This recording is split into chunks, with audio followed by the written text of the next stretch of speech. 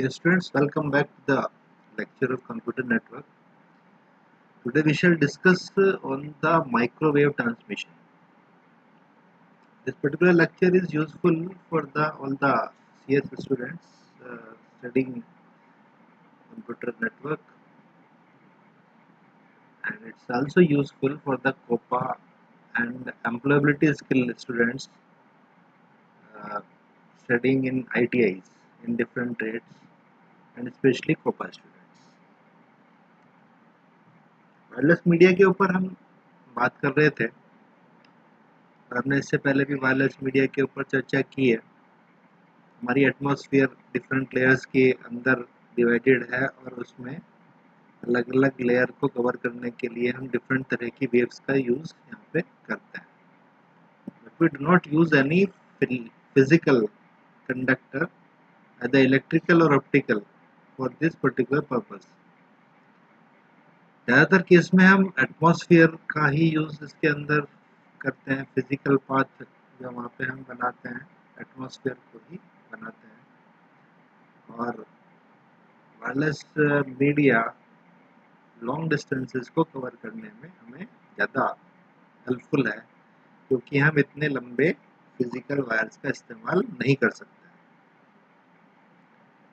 तीन तरह के मेनली वायरलेस मीडिया हमने यहाँ पे देखे। अगर हम एटमॉस्फेयर में ट्रांसमिशन की बात करें तो रेडियो वेव्स हमने देखा, माइक्रोवेव्स देखा और इंफ्रारेड। रेडियो वेव्स के ऊपर ऑलरेडी हम चर्चा कर चुके हैं। दोनों तरह की वेव्स, लॉन्ग वेव्स या फिर शॉर्ट वेव्स का प्रोपेगेशन वहाँ पे हम कराते हैं। लॉन्ग वेव्स ग्राउंड प्रोपेगेशन का इस्तेमाल करती हैं, 9 किलो हर्ट्ज से 27 किलो हर्ट्ज तक की होती हैं। और शॉर्ट वेव एयर प्रोपेगेशन का इस्तेमाल करती हैं। एयर प्रोपेगेशन जब हम कराते हैं तो हम लॉन्ग डिस्टेंसेस इससे कवर करा सकते हैं, और इवन हम जो हमारे कॉन्टिनेंट इंटर कॉन्टिनेंटल डिस्टेंसेस हैं उनको भी कवर इससे करा सकते हैं। इसके बाद हमारे और भी लंबे डिस्टेंसेस की बारी आती है कि जैसे हम सैटेलाइट लॉन्च कर रहे हैं या हम रिमोट सेंसिंग कर रहे हैं कि हमारा सैटेलाइट जो है बहुत दूर तक मंगल ग्रह तक जा रहा है, तो वहाँ पे कौन सी वेव्स के थ्रू हम ट्रांसमिशन करा सकते हैं। Then comes microwaves. Microwaves line of sight में चूंकि काम करती हैं, सीधा propagation line of sight propagation है, सीधी रेखा में बिल्कुल चलती हैं। 3 to 300 गीगाहर्ट्ज की रेंज में काम करती हैं, और जितना भी हमारा स्पेस है उस सारे स्पेस के अंदर हम इससे कम्युनिकेशन कर सकते हैं। तो इसी के ऊपर आज हम चर्चा करेंगे, माइक्रोवेव किस तरह से काम करती है। यहाँ पे हम देख रहे हैं ये पर्टिकुलर जो फिगर है, लाइन ऑफ साइट पे अगर हम काम करना चाहते हैं, टेरेस्ट्रियल धरती के ऊपर ही हम एक जगह से दूसरी जगह भेजना चाहते हैं, तो माइक्रोवेव इस तरह से काम करती हैं, सीधी रेखाओं में ये चल सकती है। माइक्रोवेव एक्सट्रीमली हाई फ्रिक्वेंसी की वेव्स हैं, वेरी शॉर्ट वेवलेंथ इनकी होती है, एक्सट्रीमली हाई फ्रिक्वेंसी की रेंज है। It uses line of sight propagation इनका है, और फ्रिक्वेंसी की जो रेंज है वो 1 to 300 गीगाहर्ट्ज की रेंज में आती है। वेवलेंथ लगभग 1 से 10 सेंटीमीटर के आसपास इनकी हो जाती है, यानी कि बहुत ही शॉर्ट वेवलेंथ इनकी है। यहाँ पे हम फिगर के अंदर देख रहे हैं कि जब हम दो तरह से इस्तेमाल इसका कर सकते हैं, या तो हम धरती के ऊपर ही एक जगह से दूसरी जगह पे हम लॉन्ग एंटीना लगा के, और जब वहाँ पे लाइन ऑफ साइट प्रोपेगेशन कराते हैं तो हमें इसको टेरेस्ट्रियल प्रोपेगेशन कहते हैं। लाइन ऑफ साइट हम भेज सकते हैं, धरती के ऊपर ही एक जगह से दूसरी जगह भेज सकते हैं, यानी कि लाइन ऑफ साइट। लेकिन जब हम इसको हम लॉन्ग डिस्टेंसेस कवर कराना चाहते हैं तो हमें पहले सैटेलाइट के थ्रू ये ट्रांसमिशन करना होगा, और पहले हम इसको सैटेलाइट पे भेजते हैं और सैटेलाइट इसको वापस अर्थ के ऊपर भेज सकता है। और क्योंकि इनकी फ्रीक्वेंसी ज़्यादा होती है तो ये आयनोस्फीयर को क्रॉस कर सकती है, ये रिफ्लेक्ट होकर धरती के ऊपर वापस नहीं आती, आयनोस्फीयर को क्रॉस कर जाती हैं, और हम स्पेस में जहाँ तक भी चाहें इनको इस्तेमाल कर सकते हैं। रिमोट सेंसिंग में भी हम इनको इस्तेमाल कर सकते हैं। देखते हैं microwave transmission system. Microwave system में it uses lower gigahertz frequencies, 1 gigahertz to 300 gigahertz के आसपास की है, और 1 से 10 सेंटीमीटर इसका एग्जैक्टली वेवलेंथ है। तो इस तरह से हम यहाँ पे देख रहे हैं कि जैसे जैसे अगर हम यहाँ पे फ्रीक्वेंसी बढ़ाते चले जाते हैं और इस पर्टिकुलर रेंज में जैसे ही फ्रीक्वेंसी आती है 1 गीगाहर्ट्ज के आसपास, तो ये आयनोस्फीयर को फिर क्रॉस कर जाती है, यानी कि ये रिफ्लेक्ट बैक नहीं होती। ये डिफरेंट लेयर्स यहाँ पे दिखाई गई हैं, आयनोस्फीयर की DEF वगैरह दिखाई गई हैं। तो मैंने पहले ही बताया था कि जैसे जैसे अगर हम रेडियो वेव्स का इस्तेमाल कर रहे हैं स्काई प्रोपेगेशन का, तो जैसे जैसे हम फ्रीक्वेंसी बढ़ाते जाएंगे वैसे वैसे उनकी टेंडेंसी अपर लेयर से रिफ्लेक्ट होने की हो जाती है, यानी कि वो थोड़ी ऊपर चली जाती हैं और फिर रिफ्लेक्ट होकर वापस आती हैं। लेकिन ये पर्टिकुलर जो रेंज है हमारी फ्रीक्वेंसी की माइक्रोवेव्स की, ये इससे रिफ्लेक्ट नहीं हो पाएंगी, ये इससे बाहर निकल जाएंगी। तो इसलिए हम स्पेस तक इनको यूज अब कर सकते हैं। This frequencies which are higher than radio frequency, ये थोड़ी हायर है, और दो तरह से हम इनका इस्तेमाल यहाँ पे कर सकते हैं। पहला तरीका टेरेस्ट्रियल, मैंने बताया कि धरती के ऊपर अगर हम एक जगह से दूसरी जगह करना चाहें, इस तरह से जैसे हम फिगर के अंदर हम देख रहे हैं कि हम डायरेक्टली यहाँ से ट्रांसमिट करें और यहाँ पे हम रिसीव करें, लाइन ऑफ साइट प्रोपेगेशन इनका हो जाएगा। और दूसरा तरीका हमारा सैटेलाइट कम्युनिकेशन का है कि हम सैटेलाइट से कम्युनिकेशन के में इनका यूज कर लें। टेरेस्ट्रियल माइक्रोवेव के बारे में चर्चा करते हैं। Terrestrial microwave system typically use directional parabolic antenna.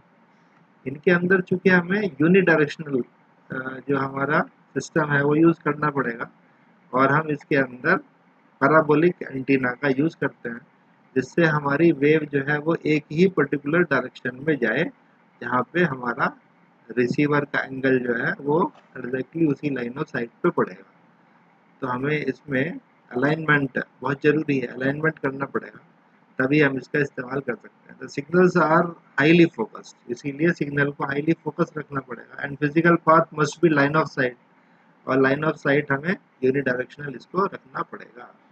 Relay towers are used to extend signals, और अगर हम और आगे भी उसको ले जाना चाहते हैं लंबी दूरी में, तो हमें रिले टावर्स का इस्तेमाल कर इसके लिए करना पड़ेगा। हम इसको पूरी अर्थ पे भी घुमा सकते हैं, लेकिन हमें क्या करना पड़ेगा कि एक एंटीना से दूसरे पे, दूसरे तीसरे पे, इस तरह से हम उसको रिले करते हुए आगे लेके जा सकते हैं। तो रिले टावर्स का इस्तेमाल कर सकते हैं। Terrestrial microwave system are typically used when using cabling is cost prohibitive, और जब हमारी केबलिंग जो है वो मुश्किल है लगाना, वहाँ पे ज़्यादा कॉस्ट आ रही है, तब हम इसका इस्तेमाल आसानी से हम कर सकते हैं। तो यहाँ पे लाइसेंस की भी कभी कभी ज़रूरत होती है माइक्रोवेव के लिए, चूँकि ये भी प्रोहिबिटेड है गवर्नमेंट के द्वारा, और हमें इसका लाइसेंस लेना होता है। तो अमेरिका में FCC जैसी एजेंसीज हैं, और यहाँ पे BSNL इस पर्टिकुलर काम को देखता है, भारत संचार निगम लिमिटेड, BSNL। और माइक्रोवेव लैन का भी हम सेटअप कर सकते हैं, अगर हम लो पावर इस्तेमाल करें तो हम लैन का भी छोटी जगहों पे इस्तेमाल इसके थ्रू कर सकते हैं। रडार जो यूज होते हैं वो उसमें भी माइक्रोवेव्स का इस्तेमाल होता है। IEEE रडार के कुछ पर्टिकुलर बैंड हैं। Microwave use for radar includes the entire SHF, जो सुपर हाई फ्रीक्वेंसी बैंड है 3 से 30 गीगाहर्ट्ज का, वो रडार मेनली यूज करते हैं। तो IEEE का स्टैंडर्ड है ये रडार का, और इनकी वेवलेंथ जो है वो 10 से 1 सेंटीमीटर के आसपास की लगभग होती है। Frequency in this range are often referred to by IEEE radar band, और इसके डेजिग्नेशन जो है वो SC, X, KU, K, इस तरह के ये बैंड है। यहाँ पे आप देख रहे हो HF और UHF के ऊपर ये रडार बैंड यहाँ पे माइक्रोवेव के चालू हो जाते हैं। L, S, C, X, K, KU, KA वगैरह बैंड यहाँ पे ये पर्टिकुलरली है, और यहाँ पे लगभग आते आते लास्ट में सेंटीमीटर से मिलीमीटर तक की जो वेवलेंथ है वो हो जाती है। तो पर्टिकुलरली रडार कम्युनिकेशन के लिए यूज में होता है। The prefix micro means wavelength in the micrometer range. यहाँ पे माइक्रो जो प्रीफिक्स हम इस्तेमाल करते हैं माइक्रोवेव में, इसका इसका मतलब ही ये है कि हमारी जो वेवलेंथ है वो माइक्रोमीटर रेंज में आ जाती है, और having shorter wavelength compare to radio waves, इसके मुकाबले पे बहुत छोटी वेवलेंथ हो जाती है। मैंने बताया कि हम 1 मिलीमीटर तक लगभग पहुंच जाते हैं। Apart from point to point communication links, microwaves are used in modern technology. जितनी भी मॉडर्न टेक्नोलॉजी है वो सब माइक्रोवेव वहाँ पे इस्तेमाल होती है, जैसे रडार्स में होती है, सैटेलाइट में होती है, स्पेस क्राफ्ट्स में होती है, स्पेस क्राफ्ट्स के साथ में जो कम्युनिकेशन करते हैं उसमें होती है, और रिमोट सेंसिंग वगैरह में भी हो सकती है। इसके अलावा मेडिकल में डायथर्मी या फिर कैंसर के जो ट्रीटमेंट होते हैं उनके अंदर भी हम इन पर्टिकुलर वेव्स का इस्तेमाल करते हैं। खाना बनाने में तो होती है, मैंने पहले भी आप लोगों को बताया था कि माइक्रोवेव में हम खाना भी बनाते हैं। लाइन ऑफ साइट की बात करते हैं टेरेस्ट्रियल की। अगर हम धरती के ऊपर ट्रांसमिशन कर रहे हैं एक जगह से दूसरी जगह, तो लगभग हम 64 किलोमीटर या 50 माइल्स या फिर 64 किलोमीटर की जो लेंथ है उसमें इसका इस्तेमाल लगभग कर सकते हैं। तो उसकी एक लाइन ऑफ साइट में कितना डिस्टेंस हम कवर कर सकते हैं उसको निकालने के लिए पर्टिकुलर इक्वेशन का यूज होता है, d equals to 3.57 under root K H. Effective radio line of sight जो है इस डिस्टेंस को हम कहते हैं, और ये किलोमीटर में हम कैलकुलेट यहाँ पे कर सकते हैं। जितना की हाइट अगर मीटर में है, एच जो है अगर मीटर में है, तो के जो है वो एडजस्टमेंट फैक्टर कहलाता है, और के को हम 4/3 यहाँ पे रख सकते हैं। तो maximum distance between two antenna भी हम कैलकुलेट कर सकते हैं। एक पर्टिकुलर जो इक्वेशन है 3.57 under root K H one plus under root K H two से हम दो पर्टिकुलर एंटीना के बीच का डिस्टेंस भी यहाँ पे कैलकुलेट कर सकते हैं। H1 H2 अगर अलग अलग है तो भी, और सिमिलर है तो भी हम कैलकुलेट कर सकते हैं। अब सैटेलाइट माइक्रोवेव की बात करते हैं। सैटेलाइट का मैंने बताया कि जितना भी हम जब हम फ्रीक्वेंसी बढ़ाते हैं तो हमारी माइक्रोवेव जो है वो एनोस्फीयर को क्रॉस कर सकती हैं, तो स्पेस के अंदर हम उसका इस्तेमाल कर सकते हैं। Satellite microwave system transmit signals between directional parabolic antennas. तो यहाँ पे भी हम पैराबोलिक एंटीनास का इस्तेमाल करते हैं। धरती के ऊपर भी होता है और स्पेस में सैटेलाइट के ऊपर भी पैराबोलिक एंटीना होंगे। जो ट्रांसपोंडर होता है उसमें पैराबोलिक एंटीना इस तरह के वहाँ पे लगे रहते हैं। लाइक टेरेस्ट्रियल माइक्रोवेव सिस्टम दे यूज लो गीगाहर्ट्ज फ्रीक्वेंसी यहाँ पे इस्तेमाल कर सकते हैं, और सी बैंड स्पेशली इसके अंदर इस्तेमाल होता है। 4 से 8 गीगाहर्ट्ज फ्रीक्वेंसी का इस्तेमाल सैटेलाइट करता है। The main difference between satellite system is that the antenna is on the satellite in geosynchronous orbit. Satellite पे एंटीना होता है इस तरह का, आप यहाँ पे देख रहे हो। इस तरह के एंटीना अर्थ के ऊपर लगे रहते हैं, और जो सैटेलाइट हमारा है ये भी, इसके ऊपर भी एंटीना इसी तरह के वहाँ पे होंगे। और इस तरह के जो सैटेलाइट हैं ये जियो सिंक्रोनस ऑर्बिट में सेटअप किए जाते हैं। जियो सिंक्रोनस का मतलब ये होता है कि एक पर्टिकुलर जो हमारा सैटेलाइट होता है वो 50,000 किलोमीटर धरती से ऊपर 50,000 किलोमीटर के ऑर्बिट में, या फिर 22,300 माइल्स जो है वो 50,000 किलोमीटर के बराबर ही होता है, उतने माइल्स पे अर्थ के ऊपर उसको हम ले जाके वहाँ पे सैटेलाइट को वहाँ पे एस्टेब्लिश करते हैं, उस पर्टिकुलर ऑर्बिट में उसको एस्टेब्लिश करते हैं। तो इसको जो हम जियो सिंक्रोनस इसलिए बोलते हैं क्योंकि यहाँ पे जितने भी सैटेलाइट होते हैं इस पर्टिकुलर हाइट पे, जो 50,000 किलोमीटर पे सैटेलाइट हम रखेंगे, वो धरती की स्पीड के साथ में ही एक तरीके से चारों धरती के चारों ओर घूमेगा। यानी कि अगर वो किसी भी देश के ऊपर है तो हमेशा उसी देश के ऊपर ही बना रहता है। तो जब वो उसी पर्टिकुलर स्पॉट पे बना रहेगा तो इसी को हम कहते हैं जियो सिंक्रोनस ऑर्बिट, यानी कि वो एक पर्टिकुलर कंट्री के ऊपर ही फोकस कर सकता है। Because of this satellite microwave system can reach the most remote places on the earth and communicate with mobile devices. तो धरती के ऊपर हम किसी भी जगह पे आसानी से हम फोकस करा सकते हैं, और वहाँ पे डिफरेंट सैटेलाइट हैं उनके थ्रू हम कम्युनिकेशन ये कर सकते हैं, एक सैटेलाइट से दूसरे सैटेलाइट में भेज सकते हैं, और फिर वो सैटेलाइट पर्टिकुलर जगह पे फोकस कर सकते हैं। तो इस तरह से पूरी अर्थ को कवर कर सकते हैं, और ऐसा सेल टेक्नोलॉजी आने से पहले ऐसा एक सैटेलाइट बैंड, एक स्ट्रिप बनाने की एक साइंटिफिक इस तरह से एक इनोवेशन ऐसा भी हुआ था, और बहुत सारी कंपनियों ने वो बनाने की कोशिश की थी, लेकिन by the time cell technology आई, इसलिए उसमें उतना काम अब नहीं है। Here's how to do usually work, और किस तरह से ये पर्टिकुलरली काम करते हैं आप देख रहे हैं। Lens and signal through cable media to antenna. पहले तो धरती के ऊपर से सैटेलाइट को हम भेजते हैं, और फिर सैटेलाइट उसको पर्टिकुलरली यहीं पे जियो सिंक्रोनस जो सैटेलाइट हमारे यहाँ पे घूम रहे हैं इस पर्टिकुलर ऑर्बिट के अंदर, वो धरती के ऊपर वापस उस पर्टिकुलर सिग्नल को भेज देते हैं। Orbiting antenna then transmit the signal to the another location on the earth, और किसी भी दूसरी लोकेशन पे वो आसानी पे से ट्रांसपोंडर बहुत सारे होते हैं, अलग अलग जगह पे वो भेज सकते हैं। if the destination is on the opposite side of the earth, अगर डेस्टिनेशन किसी दूसरी साइड में है अर्थ के, तो टू अनदर सैटेलाइट, तो पहले दूसरी सैटेलाइट को भेजा जाता है और फिर उसको नीचे धरती के ऊपर ट्रांसमिट किया जाता है। Because the transmission must travel long distances, satellite microwave system experience delay, क्योंकि ये बहुत दूरी कवर करता है।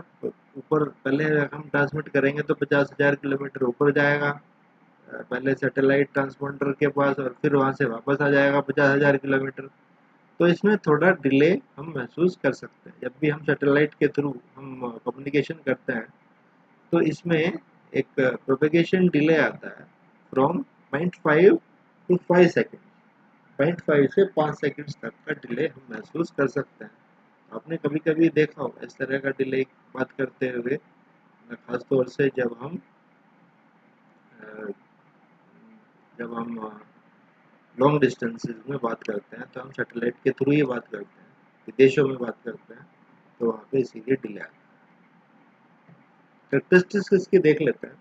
अब network media line of site का जो है, Most both terrestrial and satellite microwave are extremely costly, क्योंकि इनके एंटीना और ट्रांसमीटर्स जो है दोनों कॉस्टली हैं। Terrestrial apart from antenna cost require certificate, और एंटीना की कॉस्ट और ट्रांसमिशन की कॉस्ट के अलावा हमें गवर्नमेंट से सर्टिफिकेट भी लेना होता है, तो इसकी कॉस्ट भी इसमें इंक्लूड रहती है, तो काफ़ी कॉस्टली है। और इसीलिए बड़ी ऑर्गेनाइजेशन ही इसको अफोर्ड कर सकती है। इंस्टॉलेशन काफ़ी डिफिकल्ट है, क्योंकि हमें लाइन ऑफ साइट उसका एंगल सेट करना होगा। अगर हम सैटेलाइट में भी कर रहे हैं तो वहाँ भी हमें एंगल सेट करना होगा। तो इस तरह से ये काफ़ी डिफिकल्ट एक तरीके से हो जाता है, कॉस्टली हो जाता है। इसके अंदर हमें कैसा प्रोफेशनलिज्म उसके अंदर हमें ज़्यादा चाहिए। जो फ्रीक्वेंसी बैंड है, सी बैंड का नॉर्मली इस्तेमाल सैटेलाइट कम्युनिकेशन के लिए करते हैं। 4 to 8 गीगाहर्ट्ज़ का इस्तेमाल हम कर सकते हैं, और आयनोस्फीयर में से ये क्रॉस होके निकल जाती है। जो हमारी वेवलेंथ है वो 1 सेंटीमीटर के आसपास हो जाती है, और ये जो है यूनिडायरेक्शनल स्पेशली होती है, यूनिडायरेक्शनल ये नहीं होती। और जो इनकी स्पीड है वो लाइट स्पीड से लगभग ये डबल करती हैं। अटेनुएशन इनका बहुत कम है, क्योंकि हम बहुत दूरी तक रिमोट सेंसिंग की भी बात कर रहे हैं कि हम मंगल ग्रह तक भी इनसे कम्युनिकेशन कर लेते हैं, तो इसीलिए अटेनुएशन नील के बराबर है। ऐसे ही इलेक्ट्रोमैग्नेटिक इंटरफ्रेंसेस भी इनमें नील है, मतलब ना के बराबर होंगे, और एक्सट्रीमली हाई फ्रीक्वेंसी बैंड में ये पर्टिकुलरली काम करती है। तो अगला हम अभी इसके बाद इंफ्रारेड देखेंगे। Thank you very much.